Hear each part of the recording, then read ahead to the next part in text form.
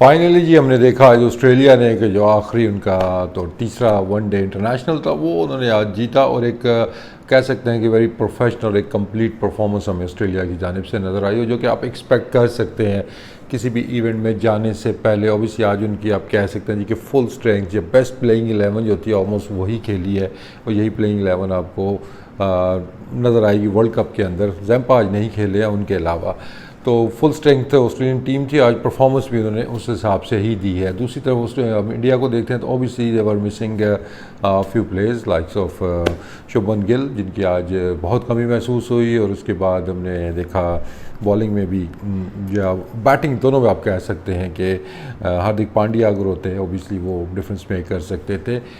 Toss जीता और आज राइट फैसला किया ऑस्ट्रेलिया ने जी। आज पहले उन्होंने बॉलिंग नहीं की, आज उन्होंने पहली बैटिंग की गर्मी के अंदर which was the right decision जो पिछले मैच में शायद उनसे मिस हो गया था। और उसके बाद क्या ज़बरदस्त बैटिंग की जी शुरू में। टॉप 4 ने सब ने 50 किए और सब ने हाई स्ट्राइक रेट से खेले 120, 164, 114। तो उन्होंने वो टोन एक सेट की और जो लग रहा है कि एक पैटर्न जो बनता हुआ नज़र आ रहा है इंडियन कंडीशंस के अंदर कि वर्ल्ड कप में भी शायद वही पैटर्न रहे कि नए बॉल से रन्स करना आसान लग रहा है और जैसे जैसे बॉल पुराने हो रहे हैं middle overs late middle overs जो हैं वो मुश्किल होते जा रहे हैं। और ये पिछले मैचेस में हमने देखा और आज भी हमने देखा कि जिस तरह आज स्टार्ट मिला था ऑस्ट्रेलिया को, जिस तरह वार्नर ने बैटिंग की, धुआंधार बैटिंग की, मिच मार्श ज़बरदस्त फॉर्म में नज़र आ रहे हैं। और उसके बाद हमने स्टीवन स्मिथ को भी देखा और फिर लोवेशैन को भी देखा कि सारे ज़बरदस्त हाई स्ट्राइक रेट के साथ वो खेल रहे थे। और जब 30 ओवर हुए थे तो लग रहा था जी कि 400 होना है। पिछले मैच में हमने देखा था इंडिया ने 400 का टारगेट दिया था लेकिन आज ऑस्ट्रेलिया देगा। लेकिन 30 ओवर आई थिंक 250 के अराउंड 250 समथिंग रन्स थे वहाँ पे, तो लग रहा था कि 400 तो वेरी मच ऑन है। Good come back from the Indian bowlers कि जिन्होंने रिस्ट्रिक्ट किया 350 के 352 के ऊपर, क्योंकि आखिर में अच्छी बॉलिंग भी हुई और लग रहा है कि ये पिचेस जो है या बॉल की जो कंडीशन हो रही है इन कंडीशंस के अंदर वो इतना आसान नहीं है बैट्समैनों के लिए बाद में हिट करना। आज टिपिकल ऑस्ट्रेलियन हमें अंदाज़ नज़र आया जिसमें वो हमेशा टारगेट करते हैं। ये हमेशा से ऑस्ट्रेलिया की एक स्ट्रैटजी रही है कि जब भी इस तरह की सिचुएशन होती है वो ऑलवेज आपके टारगेट करते हैं आपके बेस्ट बॉलर्स को। आज हमने देखा उन्होंने जसप्रीत बुमराह पे फुल अटैक किया शुरू में, उसके बाद सिराज पे भी अटैक किया। कुलदीप जब आए लेट उनको आज लगाया लेकिन जब वो भी बॉलिंग करने आए तो उन पे भी फुल अटैक किया। तो ये टिपिकल ऑस्ट्रेलियन वे है कि उन्होंने आज टारगेट किया कि इनके जो मेन बॉलर्स हैं हमने उनके ऊपर अटैक करना है, जो कि आज उनकी कामयाबी की एक बड़ी वजह भी आप कह सकते हैं। क्योंकि आप वो रिस्पेक्ट देते हैं बुमराह को, सिराज को नए बॉल के साथ, तो फिर रन 270-80 ही बनने थे क्योंकि बाद में हमने देखा कि मुश्किल हो गया था बैट्समैनों के लिए। वाशिंगटन सुंदर आज खेले जी। आज अश्विन नहीं खेले और बॉलिंग में तो वो डिसेंट परफॉर्मेंस उनकी रही, विकेट उनको नहीं मिली लेकिन इकोनॉमिकल उन्होंने बॉलिंग की है।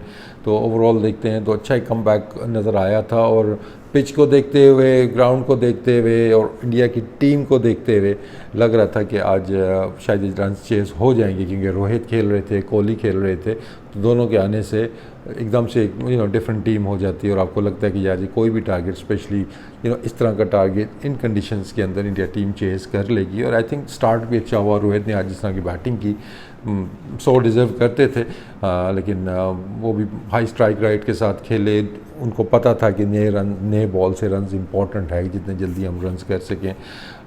ओपनर पार्टनर थोड़ा सा सरप्राइज़ था मेरे लिए। ऑब्वियसली गिल की कमी तो डेफिनेटली फील हुई कि अगर वो ये रन्स इंडिया चेस करता क्या ऐसी चीज़ थी जो उनको वो करवा सकती थी। डेफिनेटली वो गिल की जो फॉर्म लगी हुई है, अगर गिल खेल रहे होते और जिस तरह उनकी फॉर्म लगी हुई है ऊपर से वो जिस तरह पावर प्ले खेल रहे हैं या पहले 20 ओवर्स खेल रहे हैं तो डिफरेंट स्टोरी डेफिनेटली ये हो सकती थी। तो उनकी कमी तो डेफिनेटली महसूस हुई। ऑब्वियसली ने मिस किया उन्होंने ये मैच। उसके बाद सेकंड ऑप्शन जो मुझे लग रहा था कि ईशान किशन ओपन करेंगे लेकिन वो भी शायद बीमार हो गए, वो भी मैच नहीं खेले हैं। और उसके बाद लग रहा था कि के राहुल आएंगे ओपन करने, लेकिन थोड़ा सा सरप्राइज़ ही आप कह सकते हैं कि वाशिंगटन सुंदर को भेजा गया ओपनिंग करने। और उनका वो बैटिंग में तो उस तरह कोई दम नज़र नहीं आया, कुछ तरह इंटेंट भी उनका वो नज़र नहीं आया। ऑब्वियसली वो ज़्यादा बड़ी इनिंग्स भी नहीं खेल सके हैं। उसके बाद जो पार्टनरशिप्स लगी हुई हैं इंडिया की, कोहली ने रन्स किए लेकिन जो पैटर्न एक हमेशा से इंडिया कर रहा है कि टॉप 3 में से एक बैट्समैन शो करता है, तो इंडिया ने बड़े बड़े टारगेट भी चेज़ किए हुए हैं, चाहे वो रोहित शर्मा बड़ा शो करते हैं या कोहली शो करते हैं या दूसरे ओपनर बड़ा शो करते हैं, तो फिर चीज़ें आसान हो जाती हैं भारत के लिए। तो इनिंग्स तो अच्छी खेली कोहली ने भी और रोहित ने भी, लेकिन थोड़ा सा और इसको लंबा लेके जाते तो शायद चीज़ें मुख्तलिफ हो सकती थी। मिडल में जाके थोड़े फंसे हुए नज़र आए कि राहुल भी फंसे हुए नज़र आए। अय्यर ने स्टार्ट अच्छा किया, लेकिन बाद में वो जो पार्टनरशिप उनकी थी, it was slightly on the slower side कि 30 ओवरों में अराउंड 200 रन्स थे और लग रहा था कि रन रेट ऊपर चल रहा है और प्रेशर क्रिएट होगा, और इवेंचुअली ऐसा ही हुआ। मे बी सूर्या कुमार के ऊपर नज़रें थी कि आज वो इनिंग्स खेलेंगे चेज़ करते हुए, चेज़ करने के प्रेशर में, कि सिचुएशन तो बन गई थी, T20 सिनारियो था, 20 ओवरों में शायद 160 रन इतने रन रहते, तो लग रहा था कि सिनारियो है यहाँ पे सूर्या कुमार अपना जादू दिखाएंगे, लेकिन ऑब्वियसली डिफरेंट प्रेशर है वनडे क्रिकेट का, 50 ओवर्स का, और उस तरीके से अभी वो इस्टेब्लिश भी आप कह सकते हैं कि नहीं हुए हैं, तो उनका भी आज बल्ला कोई उस तरह की फायरिंग नहीं कर सकता, कोई धुआंधार बैटिंग उस तरह की वो कर नहीं सके। तो उसके बाद तो it was all about Australia, और उनके मेन बॉलर्स आए और उन्होंने ज़बरदस्त, Hazlewood was very impressive today, obviously Starc के आने से बड़ा फ़र्क पड़ा है।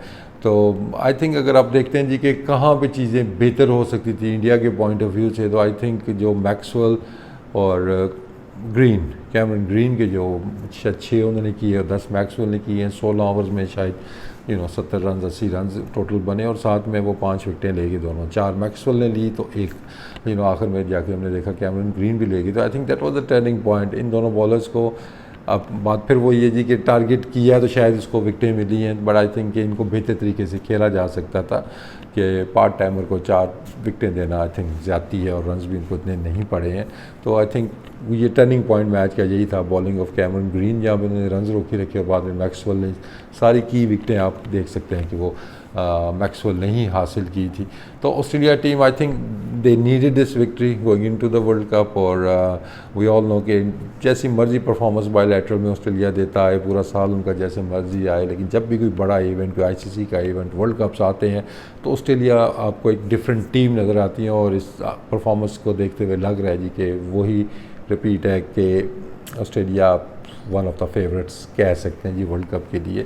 सब कॉन्टिनेंट में वैसे ही अच्छा खेलते हैं, तो आई थिंक कि आज उन्होंने क्लियर मैसेज दिया है कि भाई हम यहाँ पे आए हुए हैं, और वर्ल्ड कप में you can expect bigger things from Australia.